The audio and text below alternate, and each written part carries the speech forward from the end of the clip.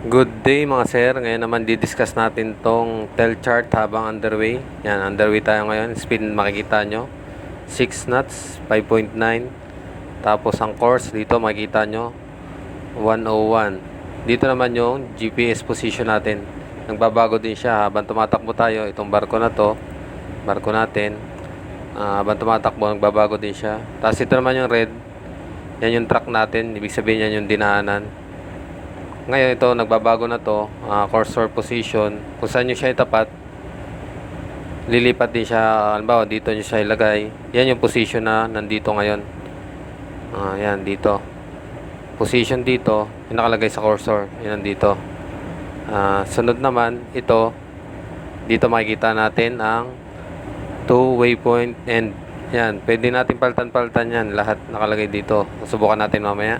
Discuss na natin nakalagay.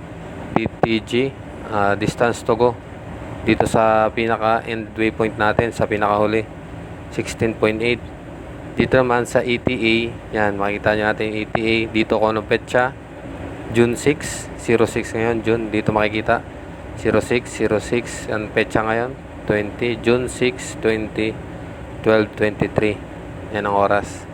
Ang ETA natin June 6, ito 06, 15:26 hours. Dito naman makikita natin mga sir ito next waypoint number 11. Ibig sabihin yung sunod na waypoint. Ito yan, number 11. Makikita nyo. Yan, dito tayo magkakambyo mamaya. Next waypoint number 11. And sa under nya, CTS meaning course to steer. 103. Ito yan, course natin ngayon 103. Makita dito sa tabi natin itong maliit na number, yung cambio nya. Ibig sabihin 103 tong course natin current papunta sa waypoint 11. Kakambyo tayo ng 122.7.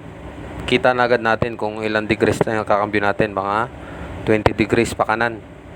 Madali na kumambyo mamaya. Nandito ng distance to go nya.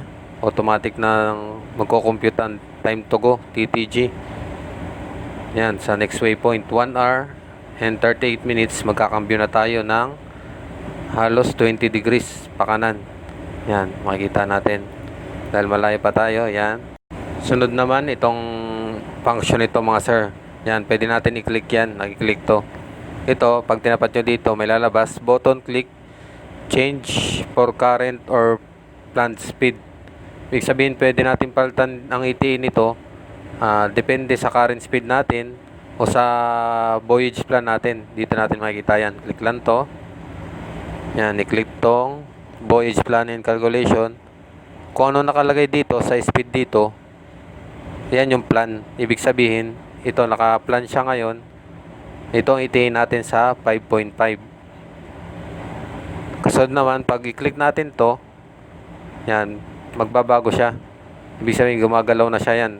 Depende sa speed yan. 5.9 speed, 5.8, yan, magbabago din siya. Depende sa current speed siya.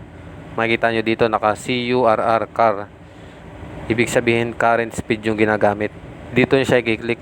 Kung i-click nyo na ulit dito, yan, magiging plan, lalabas yung plan.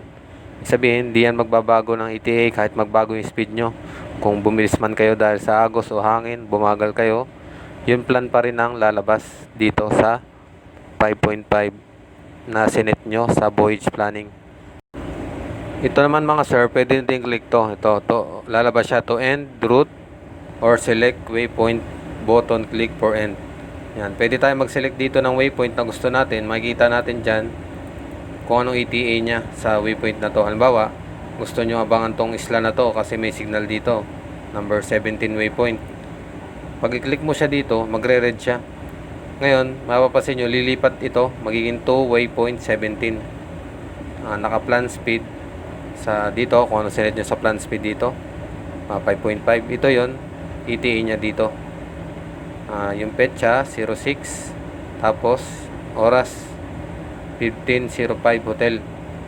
Ibig sabihin yan, ang waypoint 17. Kung ano naka-highlight na, na dito sa waypoint na select nyo, halimbawa ito, number 14. Gusto nyo malaman ng ETA dyan, click nyo lang, magbabago siya yan. Naging waypoint 14, plan speed. O dito, waypoint 18, click natin. Yan. Ang ETA nya dito, Ito na, ayan, 15, 10, hotel. Pwede yung palitan kung current speed ang kung pipiliin nyo, katulad ng tinuro kanina. Click nyo lang to. Yan, lalabas siya, current speed. Dito nyo sa baba i-click. Ngayon, kung gusto nyo naman ibalik sa plan speed, yan, ito plan speed 5.5. Kung gusto nyo ibalik sa end waypoint, i-click nyo lang din to. Makita natin yan. Pag i-click natin to, puro left click pala tayo ha. Yan, left click, magiging end na siya. Doon na siya, lilipat na yung red dito sa 23. Pero pag click nyo ulit, walang mangyayari.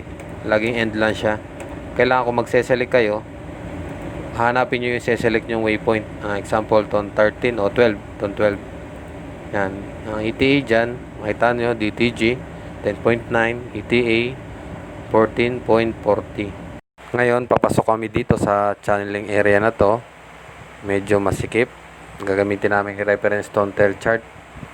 Siyempre, gamit din tayo ng mga equipment sa bridge kung ano available. Mga radar, mga parallel indexing, napaka-importante niyan. Tsaka visual din kung may mga danger to navigation para maiwasan. Huwag din tayong masyadong magkumpiyansa gumamit ng mga electronics. Minsan nag-e-error din siya. For reference lang talaga. Para mas safety ang navigasyon, gamitin lahat ng equipments available. Fast forward na lang natin mga sir para mabilis matapos ang video. I-skip nyo na lang kung medyo naboboring kayo.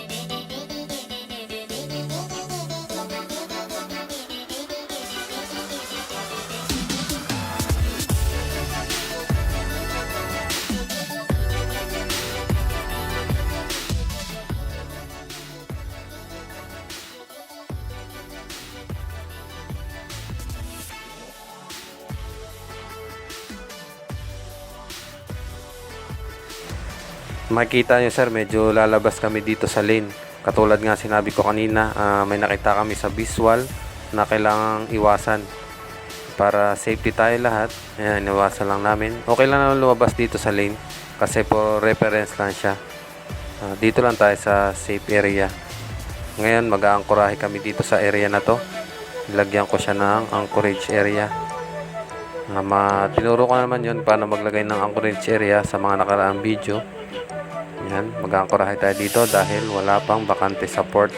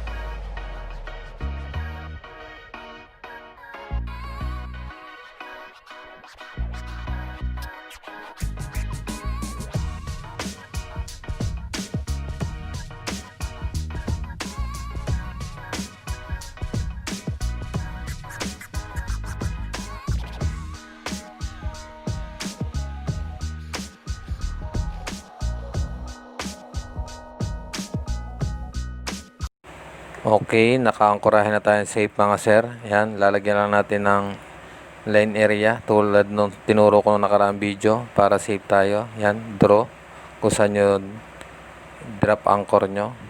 Yan, lagyan lang natin ng 0.15. Yan, pag lumabas na tayo dyan, ibig sabihin nadadrag na yung anchor natin. Next, tingnan natin itong dinaanan natin. Yan, makikita nyo napakasikip. Ginamit namin itong tail chart para for reference. Effective talaga siya. Yan, tingnan natin dito. Makita nyo dito yung distance kung ilan to. Ilan siya, yung 0.08. Yan, dinaanan natin 0.08. Napakasikip mga sir, makikita nyo naman. Accurate talaga yung tail chart pero for reference lang talaga. Sana may natutunan kayo dito sa video na to. Tapos kung pwede sir, pa-subscribe na lang din ng YouTube channel natin. Makikita nyo dito sa baba, sa may kaliwa. Thank you mga sir. Stay safe.